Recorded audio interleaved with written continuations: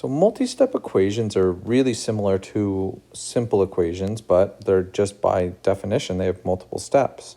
A lot of the times it has something to do with collecting like terms or expanding and then going through it. So here, what we're going to do first is we're going to put all the numbers on one side and all the letters on the other. And then all we have to do is divide by the number in front of the letter we're dealing with. So for instance, I need to get this 1 to the other side. So what I'm going to do is subtract it over. It's plus 1, so 11 minus 1 is 10. Then I'm going to collect like terms with my a. So 2 plus 3 gives me 5a. To get rid of that 5, all I have to do is divide, because it says 5 times a is 10. A equals 10 divided by 5 is going to give me 2. Okay, again, what I was doing is I collected my like terms, and then I divided by 5. Okay, now this is what I would expect, the bare minimum of you writing to answer this question. Okay, you've moved the 1 over, you've collected like terms, and then you've divided by 5.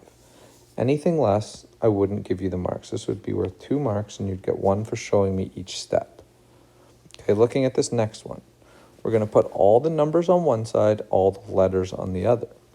So I need to get this 2 to the other side, so it's going to become minus. So negative 4 minus 2 is going to give me negative 6. Then I need to get this 2 to the other side. Well, it's also a plus, it's positive 2. So it's going to come over here. It has to be minus. 3 minus 2. Well, 3 minus 2 is 1x. This one I'm actually done in one step. So that one's all done. Looking at the next one, we need to put all the m's on one side and all the numbers on one side. Well, I think it's actually probably easier to move this 2 over here and this 3 over here in this one. So if we move the 2 over, the 2 is negative on the right, so it's going to be positive on the left. So 5 plus 2 is 7. And then I need to collect like terms on the right, but I'm moving that negative 3m over. When I move it across the equal sign, I need to do the opposite, so it's going to become a plus. So 3 plus 2 is 5.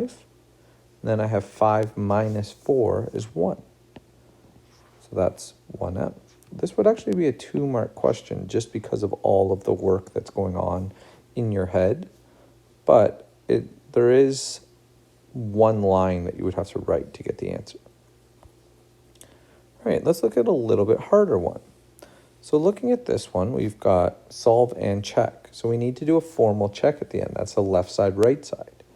But first, what we need to do is we need to expand this out. We need to distribute and write everything out. Okay, so what I'm going to do is we're going to distribute first. 2 times k is 2k. 2 times 3 is 6. And then this negative has to go to both parts of the bracket. Minus 4k plus 1 equals, then I'm going to distribute on the other side. 3k minus 12, the 3 went to both the k and the negative 4, minus 1. Now all of the k's need to be on one side, all the numbers need to be on one side. This is a little difficult to look at right now, so what I'm going to do is I'm going to do another line. I'm going to collect like terms on the left. 2 minus 4 is negative 2k. 6 plus 1 plus 7 equals, on the right, I've got 3k minus 13. Okay, now I'm going to put all of my, I like to make my variables positive. So I'm going to put all of my variables on the right-hand side here.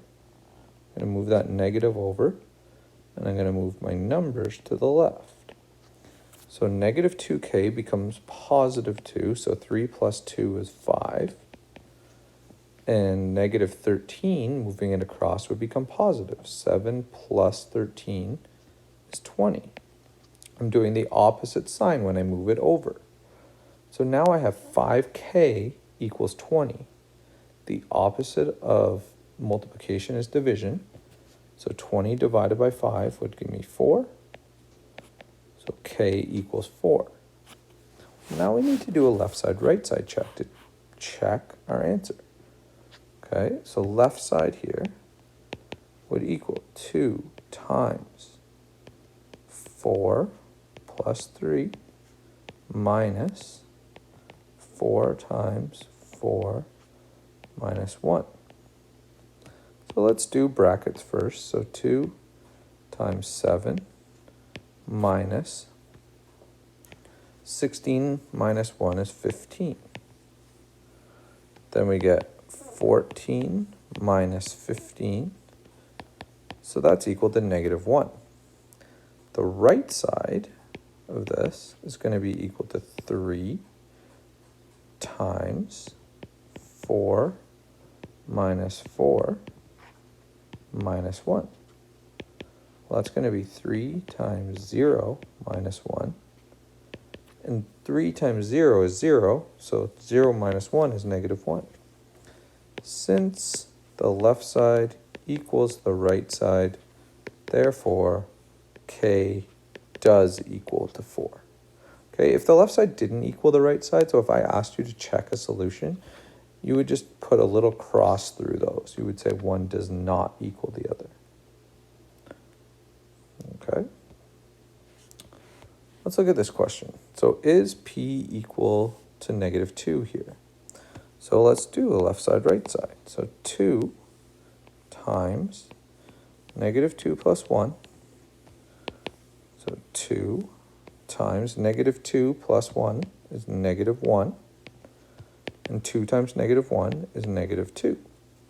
The right side equals negative 3 times negative 2 minus 7. Negative 3 times negative 2 is 6 minus 7. That's minus 1. Since the left side does not equal the right side, therefore p does not equal negative 2. Okay, we just talked about that. All right, last one. So kind of a word problem here. The perimeter of this triangle is 27. Determine the length of each side. So we know that perimeter of a triangle is equal to side 1 plus side 2 plus side 3. It's all the sides added together. So then that means that 27 equals side 1. Let's just call this side 1. Sorry, let's call it 1, 2, 3. So x plus 1 plus 3x minus 4 plus 2x. Well, we need to collect like terms first. So 27, I'm going to write out an extra line here. So 27, we've got x plus 3x plus 2x. Okay, so x plus 3x plus 2x. Actually, maybe I'll write it like this. I'll get rid of my brackets first because that's what we did in the last unit, and it does look a little nicer. And now we can collect like terms. So 27 equals x plus 3x plus 2x is 6x. And then positive 1 minus 4 is minus 3. To get that negative 3 to the other side, I need to make it positive. I need to do the opposite. So we get 30 equals 6x. And then to get the 6 to the other side, we have to divide because it's multiplying. So then that means x equals 5. Now I wrote x equals 5 because we're more used to looking at that because it's just more aesthetically pleasing. It's the same thing as writing 5 equals x. Okay, when you get to that last step, if you want to switch the variable to the left, it's fine. So that means that side 1, so therefore side 1 equals, and I can just state them. 5 plus 1 is 6. Side 2 and side 3. I think side 3 is a little easier to find. 5 times 2 is 10. And then I know that this one's going to be 11 because 5 times 3 is 15 minus 4 is 11. There's the questions assigned for this note.